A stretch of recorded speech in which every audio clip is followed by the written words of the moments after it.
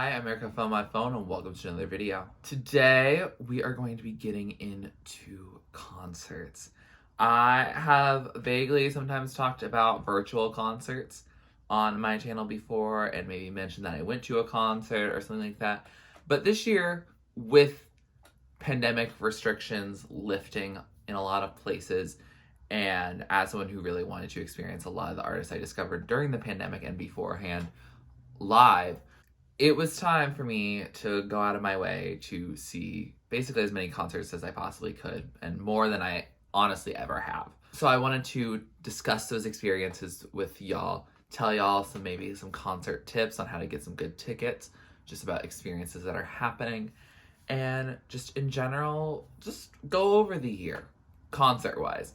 We'll probably have a couple other videos about albums and songs and stuff like that. I mean, we have the Spotify Wrapped, and we might talk about some albums later, but I just really wanted to kind of do the year in review, especially in live music. Before we get started, I do want to put out a couple disclaimers. One, I am well aware that not everyone can afford to go to concerts, or sometimes artists that are your favorites don't tour in your area, or, you know, you might have some sort of medical condition that makes it difficult to either go to a concert regularly or just with the pandemic still kind of existing right now. And so I want to recognize that I am speaking from a point of privilege, and I'm not saying, oh, if you didn't go to this many concerts this year, that's a shame on you.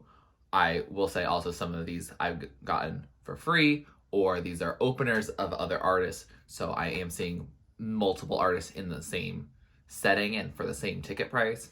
So yeah, I do want to let you know that even if you are a fan of so many artists and you really want to see a lot of live music, just because you haven't seen a lot of live music doesn't make you a fake fan, and it doesn't mean that you are going to have a horrible time with artists. There's plenty of artists that I love that I know I probably will never get to see live, and that's something it's hard, but it's something that is a fact of life, and I have to deal with that. But with all that said, let's get into it. I'm going to be ranking them all on this tier list. These categories are pretty self-explanatory. Life-changing, wow, yes, with an exclamation point, solid, and okay. I didn't have a bad concert experience by any means. Okay is just going to be like, this is fine, basic tier. Solid is probably when I was surprised that they were doing great, especially if I didn't know the artist that well, but I did kind of get into them after the fact. Yes, with an exclamation point is like, yes, you did that. Wow is just like blown away. I had no words afterwards, and life-changing. My state of being afterwards, long term, has been different. We're gonna go in chronological order, so let's get started. First things first, we're gonna talk about these first four artists, and the really cool thing was that I got to see them all for free, and that was through the college playoff for football. They had a little concert thing in Indianapolis itself, and I actually didn't go in person because that was the rise of the Omicron at the time, and it was a week before I needed to go back to school, and I didn't want to jeopardize getting back to school for my last semester of classes before I graduated by attending a concert. But there was an option to fully live stream it for free from home, so even if you didn't live in Indianapolis, you still could, but it was really cool to see it like at the circle and the center of my city. That was really dope. I really enjoyed that experience, and I don't know if Indianapolis will be hosting the playoffs in the future. I don't know if they're going to do that in the future years, but it was really cool to get to see some artists for free, and I could have gone there. It was just packed, and it was probably a super spreader event, so I just don't want to deal with that. But it was really cool to get to see some of these artists that maybe I might not go buy a ticket originally for them, or their tickets are normally very expensive, so it was a nice way to experience their music in a live setting. So this was a 2-night event. It started with this person that was local, Huckleberry Funk. Cool guy. I liked his music, but since he's not really much of a well-known artist, he's a local Indianapolis-based artist, but check him out if you want. He's definitely a little more jazzy and a little more funky. But I got to see AJR, and I know that AJR is basically a meme on the internet, basically, with just how they make some of their music, with how the music critic community really talks about them. I thought they put on a pretty solid show, given the fact that I am not necessarily the biggest fan of all their music. I was like kind of a fan, but I understand the gimmickiness of it, and I understand where people might get a little bit rubbed the wrong way for them. I think live they sounded really good. After listening to like their newest album after watching the performance, I was like, oh, I kind of just like the performance more. But I think that says a lot about their stage presence. So I'm actually going to put them relatively decently. I'm going to say like solid because I was surprised. I didn't know going into it. I was kind of just waiting for Doja Cat to go on. But I was like, you know what? Why not? I will see AJR. And when they brought out the marching band for Week at the end, I was like, oh, this was a nice surprise. Doja Cat killed it, however. This was basically a set list that was half Hot Pink, half Planet Her. And it was just so good. She was so cold. Let me remind you, Indianapolis is still getting all these like polar temperatures that New York, the Northeast, the Northern United States get. We get those all the time. And this was so freaking cold. And she was in like something that was a little more scantily clad because she was, you know, dressing, she was going to be dancing a lot. She wanted something she could move in. But I think she said it's cold. Yeah, she said it during the set, and like honestly fair. She definitely looked like she was kind of freezing a bit, but it showed how much of a performer she was. I would definitely see her in person, 100%. I'm sure those tickets are very, very expensive, but if I had the opportunity and it was like relatively more convenient, I would definitely do that. So I would go with yes. Yeah, I'm gonna go with yes for that. I probably will be saving more of my wows and life changings for things I saw in person. Now let's go on to Ava Max. So I actually saw Ava Max both through this, but also she came back later in June for a radio station's birthday party in Indianapolis. So I'm gonna go with the virtual one first, but they're gonna be pretty much the same because her set was about like 30 to 40 minutes. She got to sing like 7 songs, I think, collectively, and Maybe You're the Problem came out in between that, so she just switched one of the songs from that set list with the other one. And I think it was solid. I would say it's just solid. Like, it's good music. It makes me see how good of a performer she is, but it's not changing me emotionally. It was a good time. I enjoyed it while it happened, but it didn't blow me necessarily out of the water, except for her voice, and also Maybe the Problem live is really good. So I'm gonna put it there for now. Yeah, I'm gonna put it there. Finally, for the onlines of this year, I saw 21 Pilots. That was a cool set. It was shorter because Ava Max had a decently long set, as well as just this is not a full concert with them. And I will say it was pretty solid. I will say solid just because there was a couple Skeleton Icy songs, and as we talked about in my reaction to them, it was okay of an album. Not a trench by any means. But I did like that they still did a trend that I've seen from some of their live performances that I haven't seen personally, but like I know is a common thing, where they have people like hold them up. I was surprised that they still did that because we were amidst the Omicron, but it was cool. There was a couple of Skeleton Icy songs that I don't know. The vibes were just not the best for that. But they did do some trench stuff. They did, I think maybe some Vessel stuff, some Blurry Face stuff.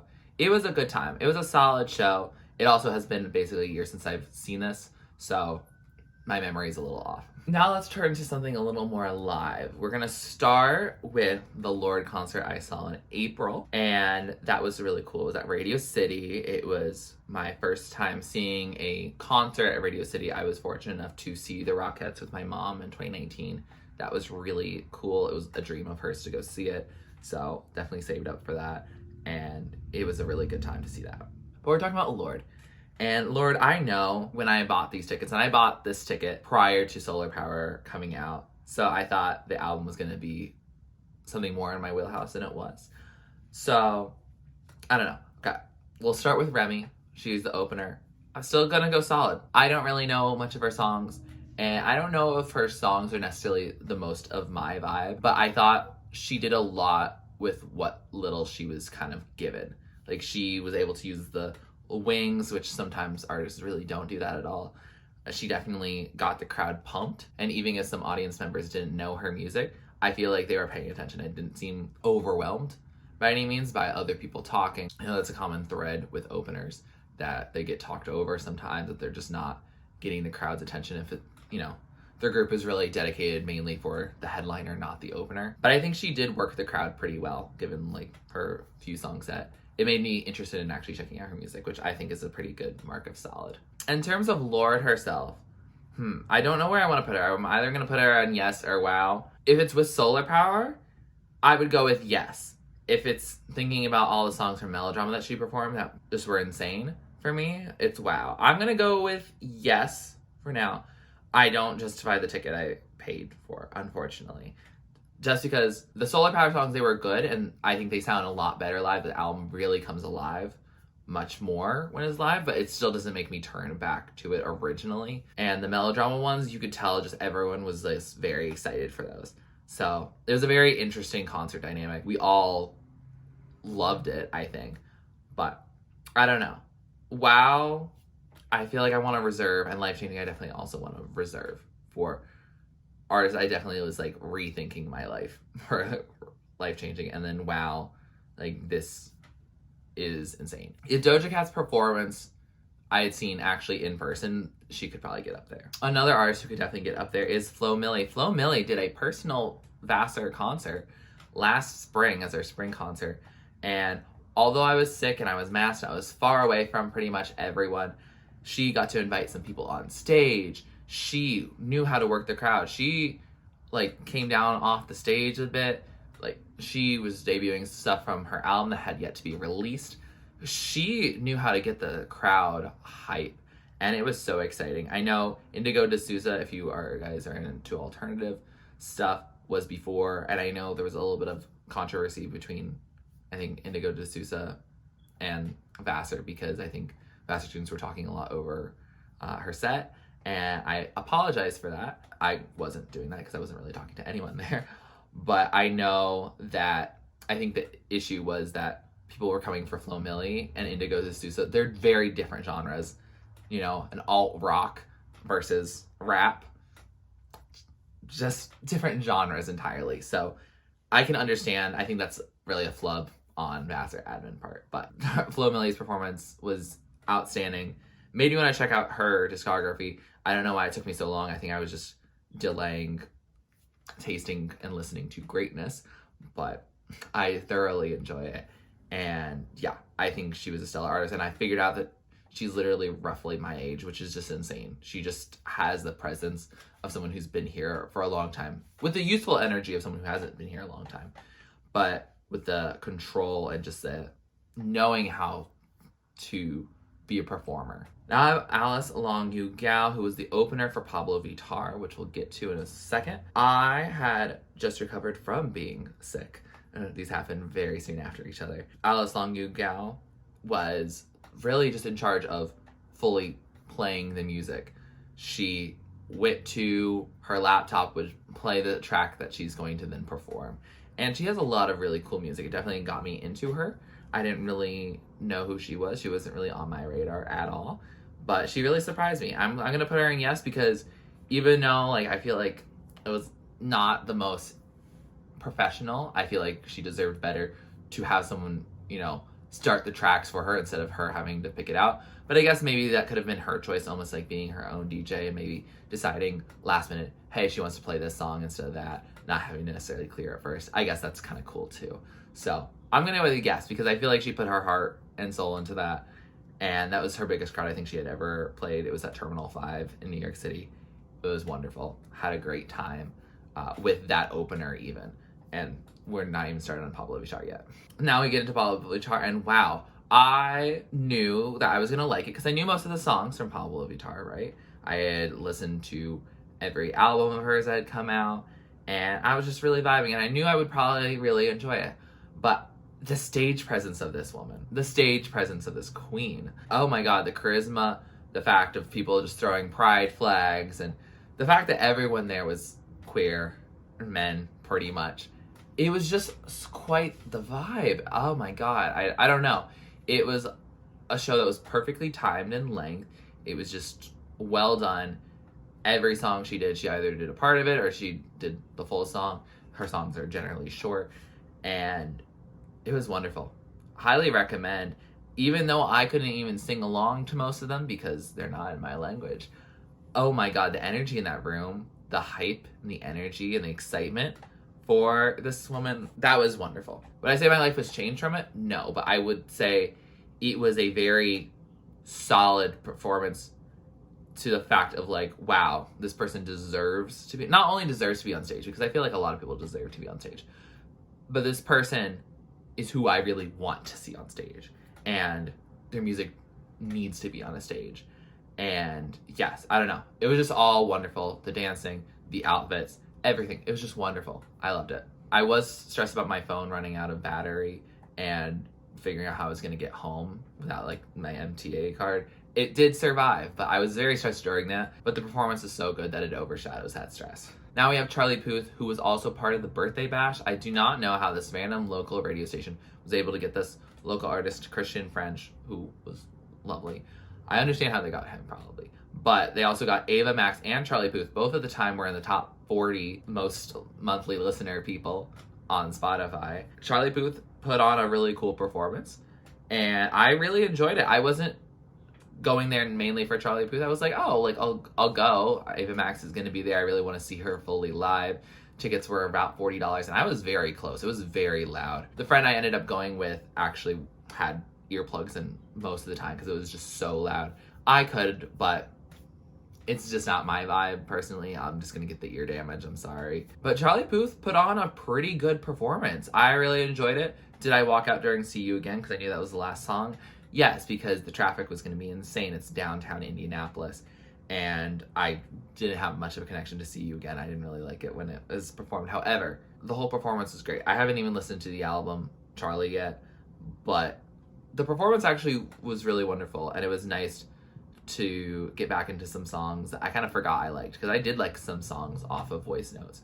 There was a lot of songs that were played that people just got into, and I don't know. He also was showing off a lot of his musical talents, and I don't know. I appreciated that, and it made it feel like it was both cozy, but also like, look at this talented man at the same time. I don't know. I had a really great time with that as well. I'm gonna even put him in Yes. Yeah, I'm gonna put that there because he held my attention. I knew it was the last song. He said it was gonna be the last song for See You Again, so I'm not gonna hold that against him. I just knew that it wasn't for me. I also wanted to be mindful of my friend because I'm more into live music than she is. However, we're going to Paramore in 2023 together, so that's gonna be lit. We're not walking out early on that. Next we have Mitski. We're just gonna slide that up to the top. I knew when I started getting to Mitski, especially by Puberty 2 and Bury Me at Makeout Creek, that if I could ever see her live, I was going to.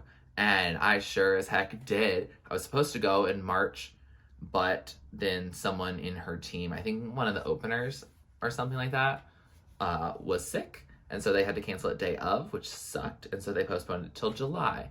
And so I thankfully had this new position, and I was able to then actually see her. And that was incredible. Oh my gosh. Last minute, someone got to pick up the extra ticket because the person who I was going to originally go with couldn't make it to the rescheduled date. So it turned out that I got to see it with someone who I wasn't super close to, but it was cool for us to kind of hang out and for both of us to have this exhilarating experience. Yeah, now I just needed to feel all those feelings. I knew pretty much every song that was playing, except for Me and My Husband for some reason. I was like, what song is this? This is a new song? But it was Me and My Husband, and now that's my number 2 or 4 of the year. Oh, no, it was number 4, because Love Me More was number 2, which she opened with. Oh my god, and then she did Are You Ready to Get Pumped Up when Townie started.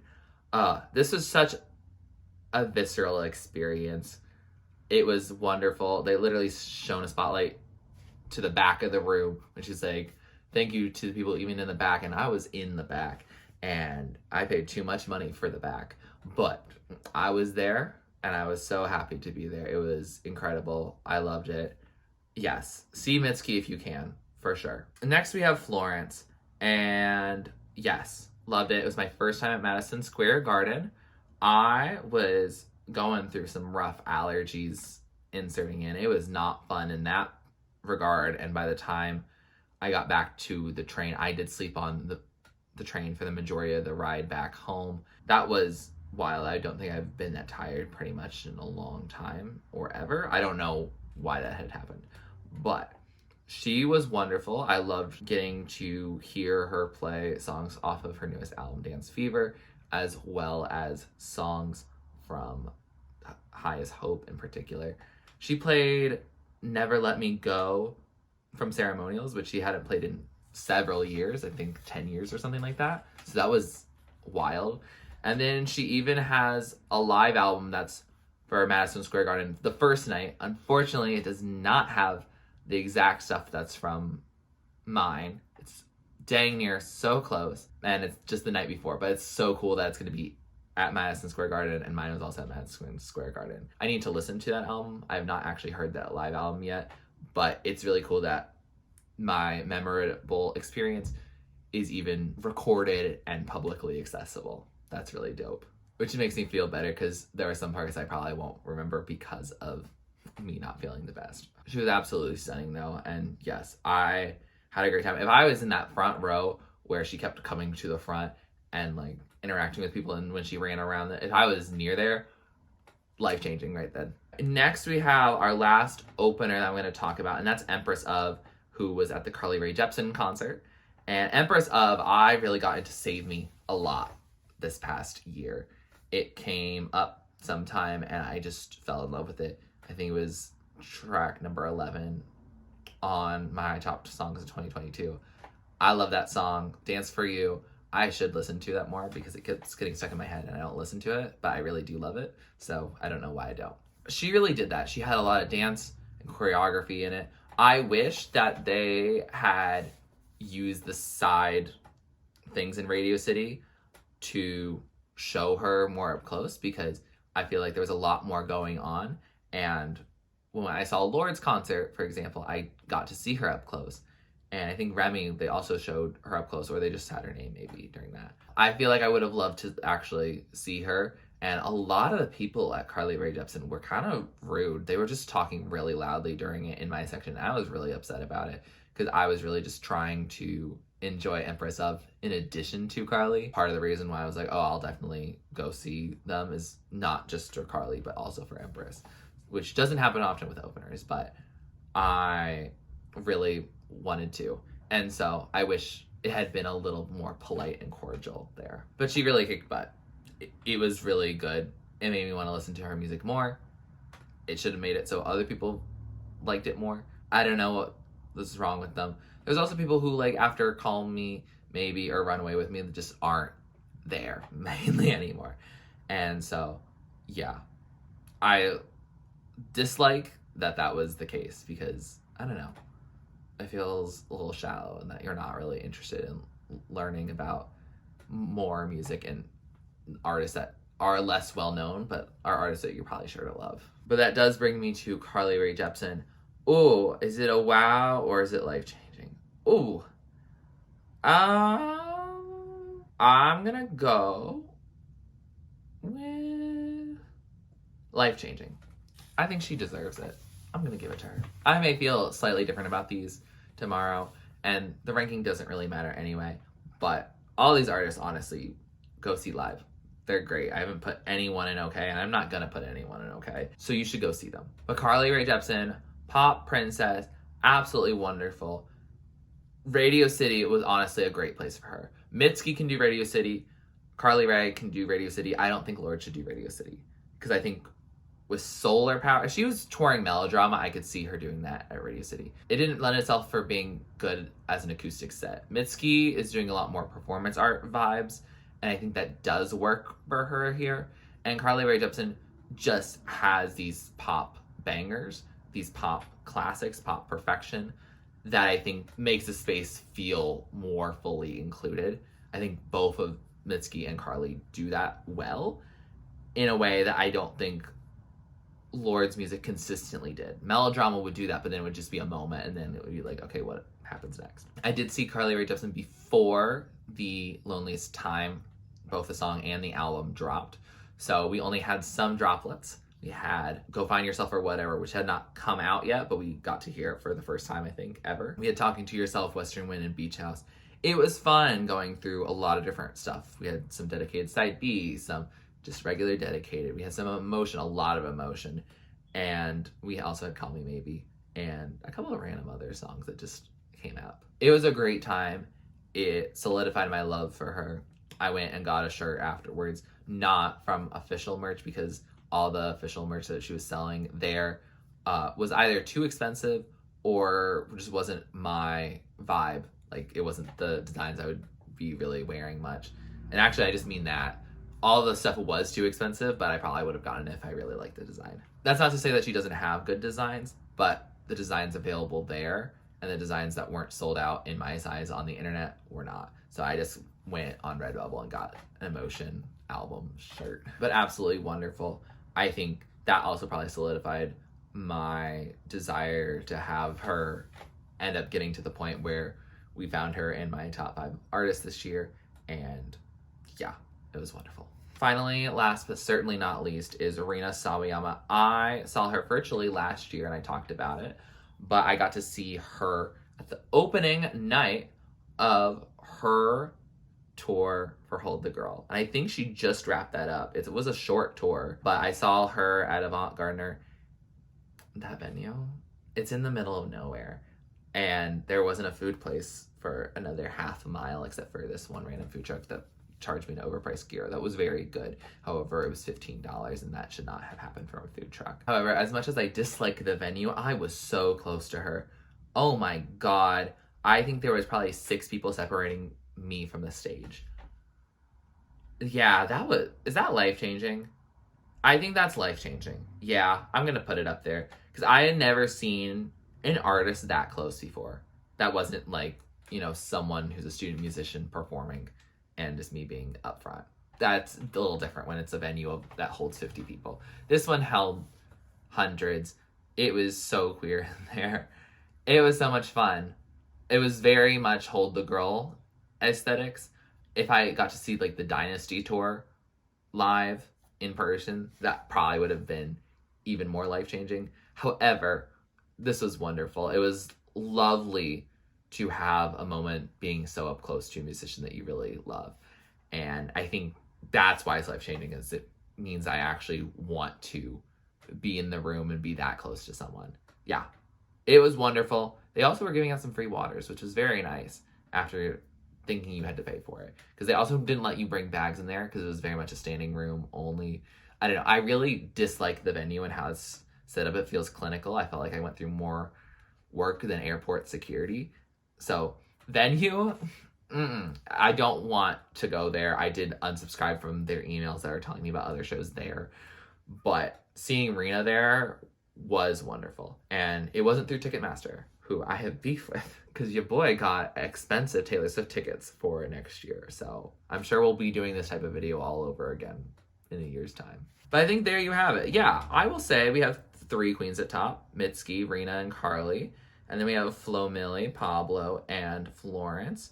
Yes. I think if I had a better seat to Florence, it would have gotten up there. Yeah, for sure. And then we have Doja, Lorde, Alice, Charlie, and Empress of in the yes. And then in solids, we have AJR, Ava, 21 Pilots, and Remy. I want to put Ava up, but I feel like she needs a longer set to do that. Give her a tour, and I don't know if she's going to go on a tour, but give her like a full time to do that, and I feel like she would be perfect. She was originally, I was going to see her at Youth Pride in 2019, and then it got stormed out, and so that was awful because I was going to see her. So I've seen her 1.5 times, when in theory I should have been able to see her 2 or 3 times. But yeah, I do like this list. It makes me excited about next year because I already have concert tickets to 3 shows because I have a problem. It's me. Hi, I'm the problem. It's me. Because we're going to go see Taylor, which is going to have Phoebe Bridgers and Gracie Abrams also there. Paramore, I'm going to go see them separately, not Paramore as the opener. I'm going to see them. I don't know who their opener is. And I'm going to also see Water Parks. And I'm very excited about that. I just got those tickets like right before making this video because I just got the presale access. And it was cheap too. When it's under $50 total? Come on. Oh my gosh. I mean, I'm going to have to show up there very early so I get, the good admission and the good seats because, yes. But yeah, absolutely wonderful. That was a great time. But yeah, absolutely very excited for what's to come. My bank account's not, but yeah, I am so happy that I got back into live music this year. I'm glad that the world has gotten to the place where we can do live music again. Anyone in these first 3 categories, even honestly, any of these artists, I would recommend seeing live if you can. Yeah, I mean, you gotta pick which ones you like their songs of. But I would say, as long as you vibe with the general vibe of any of these artists, they're probably worth seeing live. Maybe the solids, like, you can just enjoy their music. But yes, wow, and life-changing, I would try to see them live if you can. Some of these artists are going to be more likely to see live than others. And some of their tickets are going to be more expensive. So you got to pick what you do. But I overall had a wonderful time this year. Who did you see live this year? What concerts did you go to? Which concerts did you wish you went to? I think the one I really wanted to go to and couldn't for whatever reason was also Water Parks is going to be down there at the same time that Mitski's rescheduled date was, and so I couldn't do that. I wasn't gonna like try to do that because that was gonna be a mess. I also really wanted to see Rosalia with the Motomami tour. I think that would have been incredible to go see. Those tickets were too expensive. I would have loved to see Måneskin as well. Those are the artists that I'm looking forward to hopefully seeing sometime. I don't think any of those people are at their peak, so I think they'll still keep touring at some point. So I'm very happy about that. It gives me time, and it gives my bank account time. But yeah, let me know all your thoughts on this list. If you went to any of these shows or you have seen these artists live, tell me all your thoughts. Just tell me all your thoughts about concerts and stuff like that. The Ticketmaster thing is a gosh darn mess, and I hope that Taylor Swift fans break up the monopoly of Ticketmaster. It's ridiculous. They definitely should be able to. And I would love to see Taylor Swift fans being the reason that a bunch of anti-monopoly laws go into place in this country. That would be absolutely incredible. If you like this video, please like it, comment down below what you'd like me to do next on my channel. Please subscribe to my channel if you're not already and you'd like to be. And thanks for watching. This is TurtleStormer. Catch you later. Get out of the dark and get into my heart. You gotta do your part for a brand new start. Don't it just feel right? Looking in my eyes until we see the light. Dance with me tonight. Think it's pretty